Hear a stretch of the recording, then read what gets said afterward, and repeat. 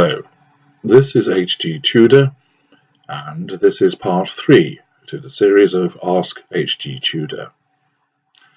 The first question comes from Sheila. She explains, "My question is for those of us who have a loved one involved with a narcissist.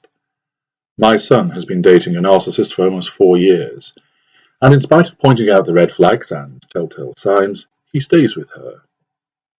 That said, how should we deal with her? I've limited all contact and communication. She uses this against me, putting my son in a position to choose her or his family.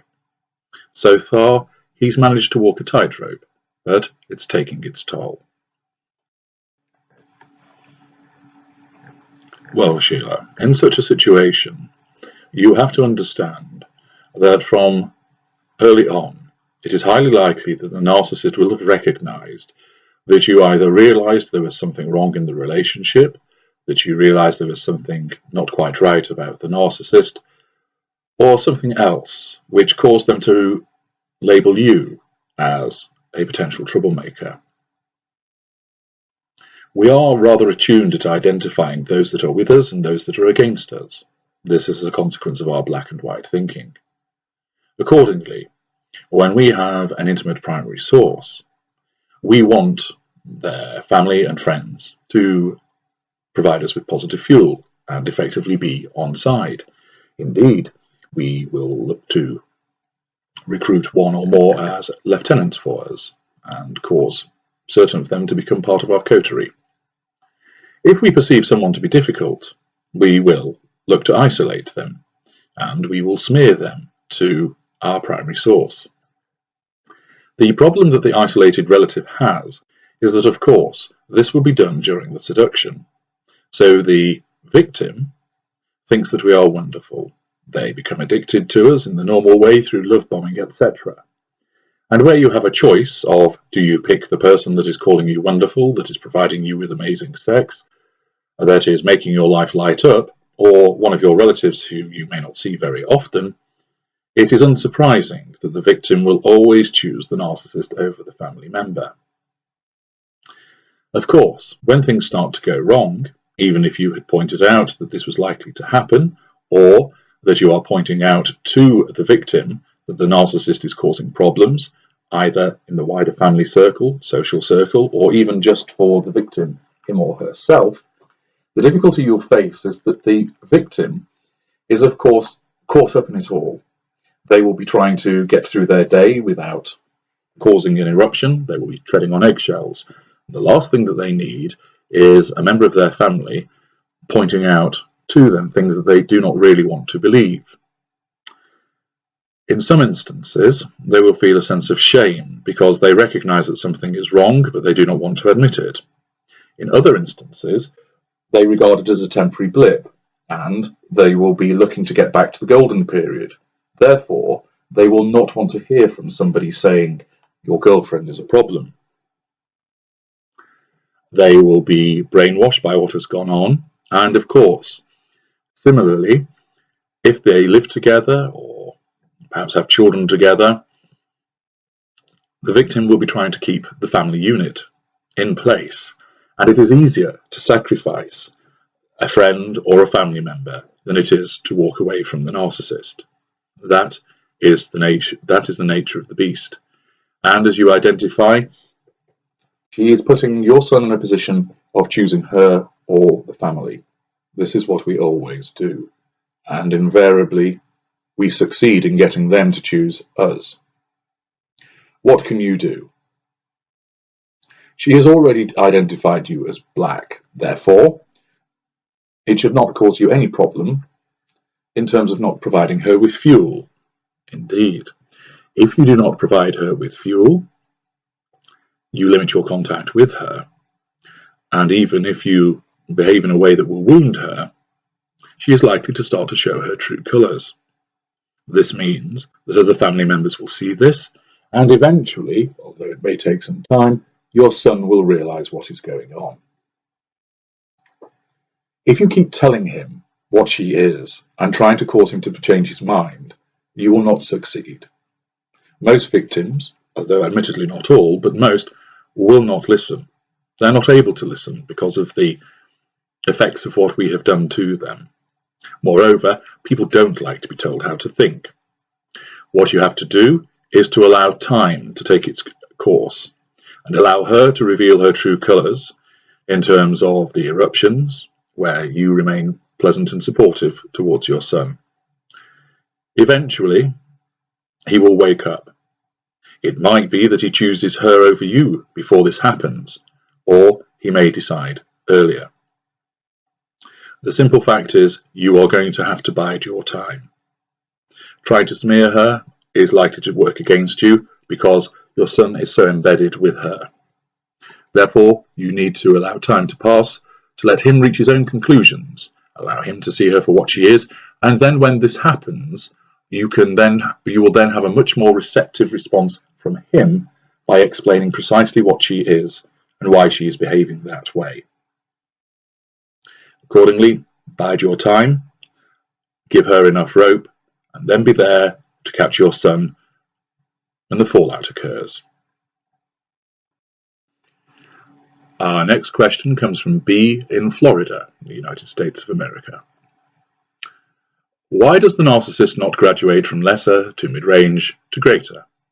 The man I was with was definitely a lesser, owing to what I have learned from your videos, but he had some characteristics of the mid-range and the greater at times. The simple fact is that the school of narcissists that an individual belongs to is determined effectively by cognitive function, awareness, and their evolution as a narcissist. The lesser and mid-range do not know what they are, the greater does.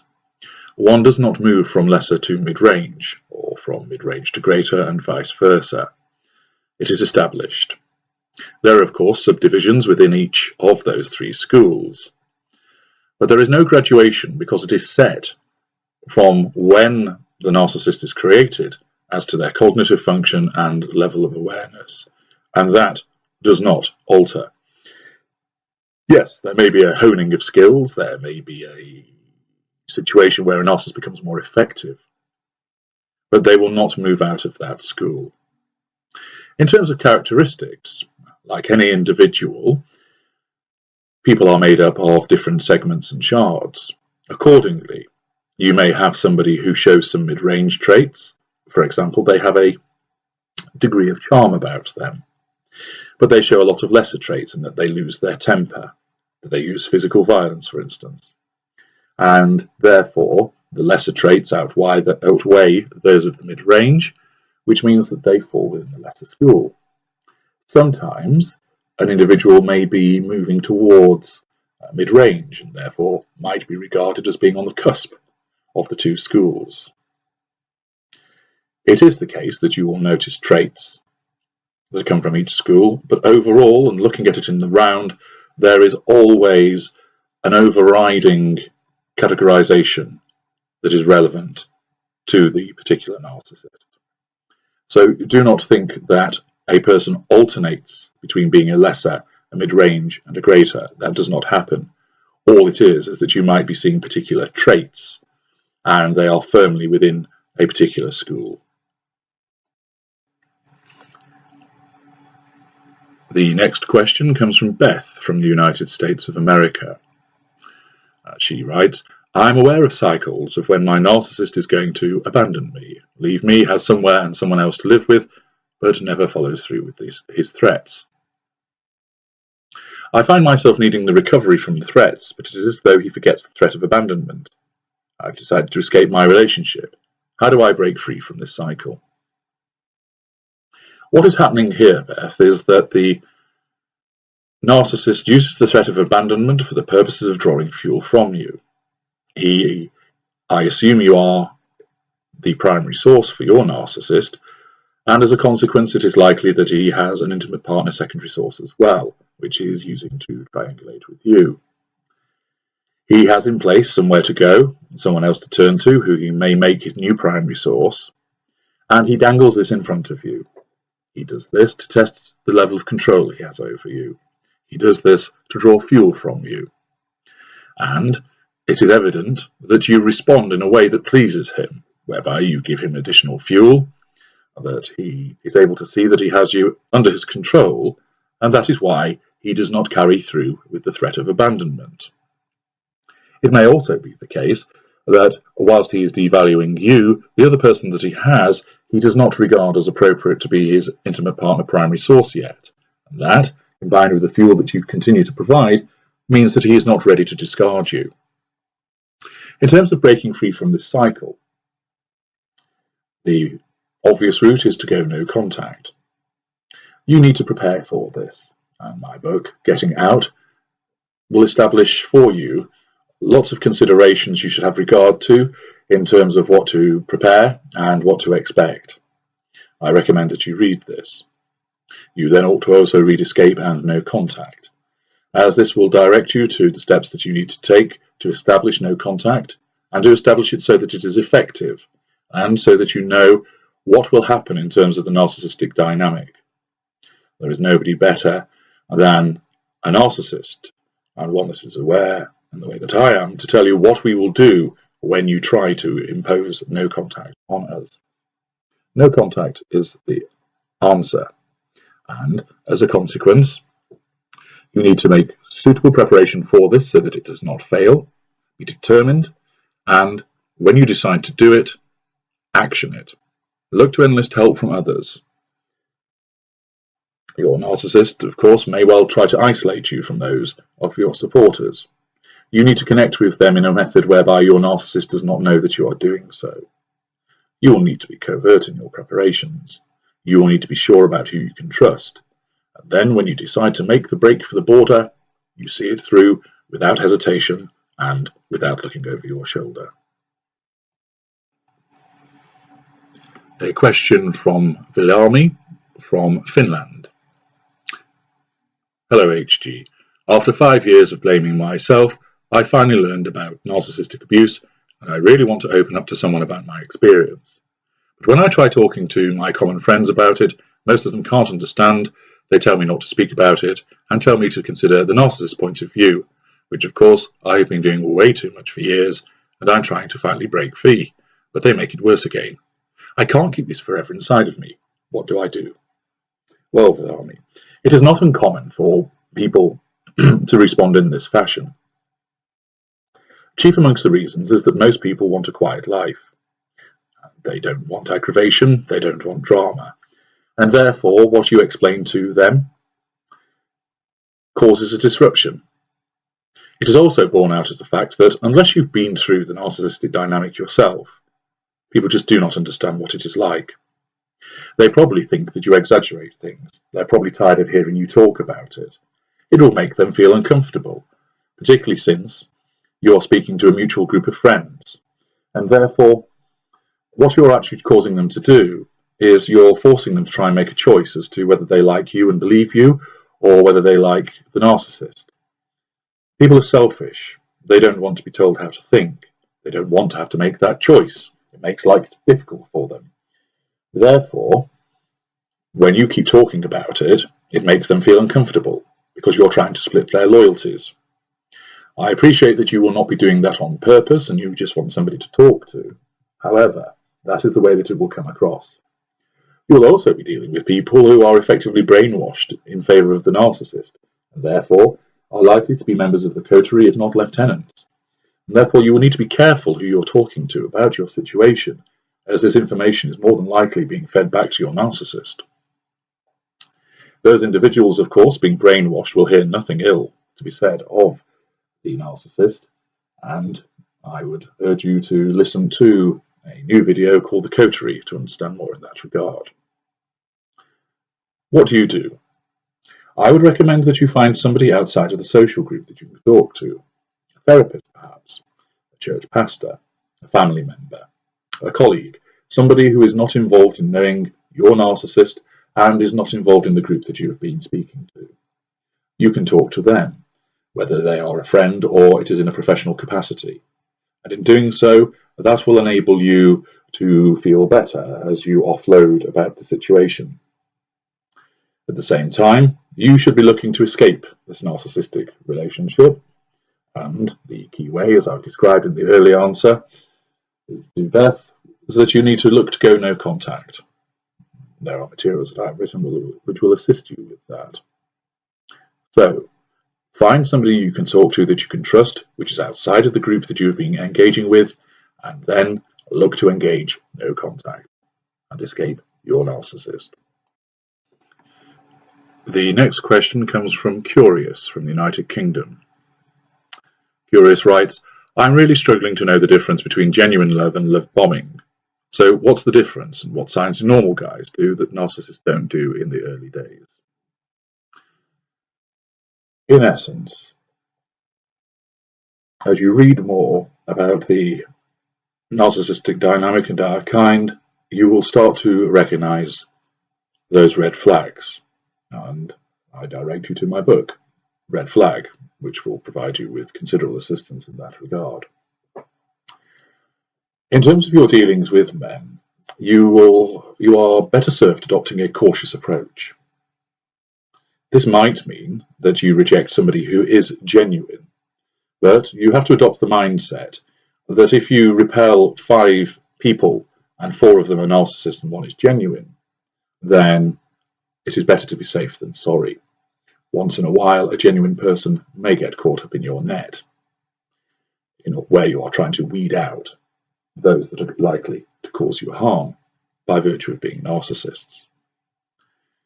Essentially, the narcissist will move at a pace that is unnatural. Trust your gut instinct. A normal gentleman may go on a date with you. He will probably text the next day explaining that he had a pleasant time and he would like to see you again. Don't respond immediately. Wait a couple of hours. If he has not texted in that period of time and then you text, that is a good sign. If, however, he chases you up, having not heard from you, that is a danger signal.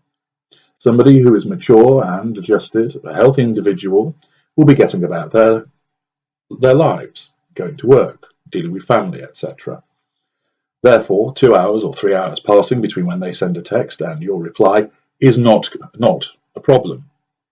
However, to a narcissist it is. We are important. We want you to respond quickly, but we also want to bind you. We also want to create the illusion and dazzle you and have you spinning around. Consequently, if a narcissist is engaged with you, there will be an over-the-top text. If you don't reply, there will be another one, then another one, then another one. Those are the danger signals. If you feel that you are being hurried, that things are being said to you that don't quite ring true, they will have some plausibility about them. But for example, if you know that you are reasonably good looking, but they keep describing you as being absolutely stunning and a goddess, there is something wrong there. That goes beyond genuine compliments. A lot of this is to do with trusting your gut instinct and knowing that when you're engaging with a narcissist, the love bombing will be over the top. It will be intense. It will be fast. And you can very readily weed that out by slowing it down. Slow down when you next see the person. Slow down when you return the telephone call or the text. If you do that and they respond without being sharp or chasing you or putting you under pressure, that individual is unlikely to be a narcissist. You may also wish to consider at the second date raising certain things which could well flush them out. And I direct you to the 2 videos, Exposed, Tips to Identify a Narcissist. Utilize the information that is there for your assistance. The next question is from Leah from New York in the United States of America. HG, you mention hoovers often and coming into spheres of influence to initiate one. What if all the execution criteria are met, in addition to being in a sphere of influence, and the hoover still doesn't happen? Is it because fuel levels are currently high and there is no need? In essence, you will not get a situation whereby the sphere of influence has been affected, so there is a hoover trigger, and the criteria are met, and there is no hoover. If there is no hoover, it means the criteria have not been met in some way. So, for example, you may have sent a text message to your narcissist You have entered the sphere of influence. This activates the Hoover trigger. The narcissist, however, knows that you provide excellent fuel, knows how to contact you because he can easily ring you up, indeed knows where you live. You are not with anybody, and therefore he perceives no obstacle. There was no wounding. So far, the Hoover bar is very low, and it would not take much to meet the criteria so far. However, the narcissist is in a golden period with a new primary source, and therefore does not want to engage with you. And therefore, the fact that all the other criteria points to a Hoover happening, but it doesn't happen, means that there has to be some kind of criteria that has not been met, and the Hoover bar has been raised. In this instance, it is because the narcissist is in a new relationship and is infatuated with the new primary source. Therefore, the criteria has not been met. There is never an occasion where there is a Hoover trigger and all the criteria are met, and there is no Hoover that follows. The next question comes from Celeste. His behaviour was textbook narcissist, as if he watched your videos for a how-to in the early stages. After the first silent treatment and my pathetic begging for answers, I did some digging and found out he used an alias, found his real identity. He was in fact married and had been for at least 18 years, despite him telling me that he never was. Have you ever heard of a narcissist using aliases? Indeed, I have. First of all, I use an alias in terms of the pseudonym for my work. It is quite common for our kind to use an alias. As you know, we operate through deceit. And therefore, if you have an individual that wants to keep one life separate from the other, as we often do through our compartmentalizing behaviors, an alias may well be used for the purposes of trying to throw you off discovering about an alternative source. So it is reasonably common for it to happen. It is probably more indicative of the behavior of a greater or a mid-range narcissist because of the greater level of sophistication that occurs as a consequence of having to do it. Celeste goes on to ask, is it possible that they have a happy marriage and he just has this need to have women on the side constantly? It might be the case that his wife is oblivious to what he does and she thinks that the marriage is happy. It will not be. The simple fact is that if you engage with an individual that conducts affairs, it is highly likely, although not guaranteed, that that individual is a narcissist. It might be that they have narcissistic traits and are not a narcissist, but a lot of the time they will be one of us. The wife will be looking to keep her family unit together. She may have financial reasons. She may know what he's up to, but turns a blind eye to it. She will, of course, be devalued, however, because it is during this devaluation that the narcissist will turn to other sources from the point of view of creating contrast and to gain fuel, but also to look at them as potential new primary sources. It is not the case that they have a happy marriage. That may be portrayed externally as a part of a facade by him, and she may go along with that because she recognizes that she wants to stay in the house, she wants to be there for the children, that she wants the money, many other different reasons, and essentially puts up with the devaluation, which invariably goes on behind closed doors. His need to have women on the side constantly is indicative of his narcissistic behavior, his requirement for fuel, his need to create contrast between the negative fuel from his wife and the positive fuel which comes from those intimate partner secondary sources he's having an affair with.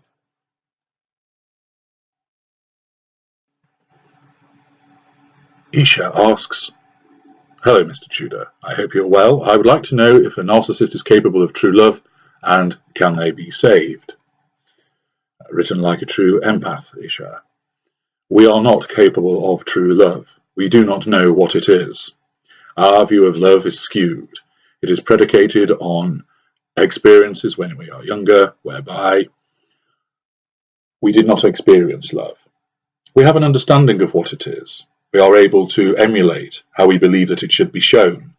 Indeed, the lesser and mid-range believe they are in love with their intimate partner primary source. They are not. They just think that they are. Of course, our victims, because we are very good at creating the illusion, do believe that this is true love that we are exhibiting towards them. It is not. It is infatuation. It is infatuation with your fuel.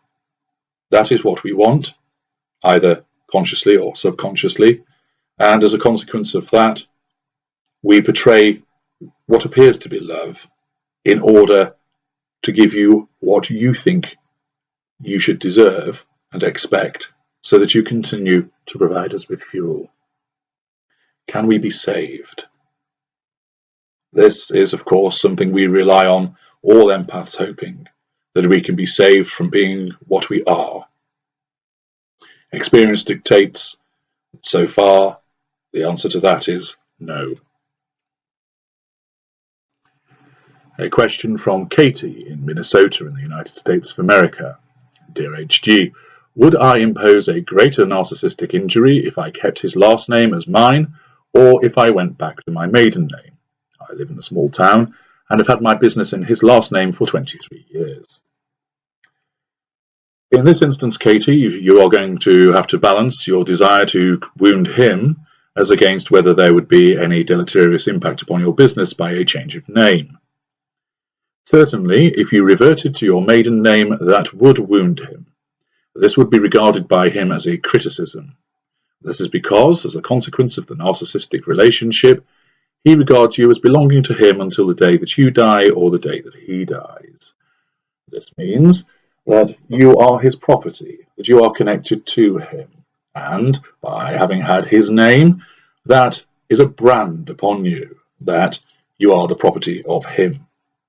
By reverting to your maiden name, you are seeking to throw off the shackles of his control, and therefore, in his mind, this is very much a criticism. He will be wounded, and it will ignite his fury. The next question is from Sharon in Chicago in the United States of America. My question is, are narcissists involved in the swinger community? I thought your kind did not like to share, and would take this as a criticism. My narcissist discarded me soon after my refusal to be a swinger. We were together 7 years. It is correct that we do not like to share, except when we decide that we want to share. Remember, as I have explained in the previous answer, you belong to us. You are our property. Therefore, during seduction, we do not want to share you with anybody. We want you all to ourselves, pumping out that positive fuel just for us, that you bind to us, that you neglect your other relationships so there can be no interference by those people, so our total and hegemonic control of you is absolute. Of course, what often happens is that once the devaluation starts, sex, being a major weapon of seduction, is utilized as part of the devaluation, and, as a consequence, involving you in swinging is one way that that is done. Now, some victims may be perfectly content to go along with that, and in such circumstances, the narcissist would not get negative fuel and therefore may actually resile from wanting that person to go along with the swinging. However, many people would not want to do it. They're honest and decent and place great stock in fidelity, and therefore would refuse. This provides negative fuel. This is what the narcissist wants during devaluation. They will insist on you attending. This will cause you humiliation.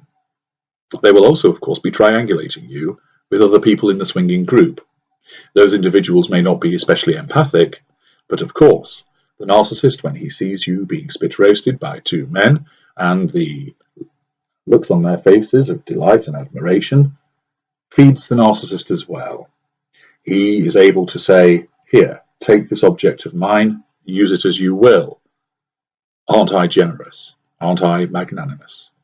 And therefore, the response of those two men is fuel through triangulation for the narcissist. Accordingly, where you refused to be a swinger, there were two issues. The first is, you were challenging his control of you in a general sense. He did not like this, and as a consequence, it was sufficiently substantial to cause him to discard you. Secondly, by failing to engage in the swinging, you would be denying him fuel in the way that I've described. Negative fuel from him and positive fuel from those that you engage with in the swinging. The cumulative effect of all of this was such that you clearly displeased him on a significant level, criticised him through your refusal to do what he wanted, and therefore you were discarded. The final question for this part comes from Miss Toy, who asks, why does he tell me that he's trying to teach me when he stops talking to me or when he has magical sex with me? He is saying that in order to assert the master and servant dynamic between you. He is the controller, you are the controlled. He is the teacher, you are the student. Accordingly, when he stops talking to you, he is letting you know that he is in charge. And he is underlining this by telling you that he is teaching you. What he wants you to do is ensure that you second guess what his requirements are, that you effectively become telepathic and understand what he wants. His silent treatment when he stops talking to you is a manipulation to draw fuel from you, and will often be done as a consequence of the ignition of his cold fury. What he is wanting you to do is behave in a manner whereby you're not wounding him, so he does not have to respond in that way.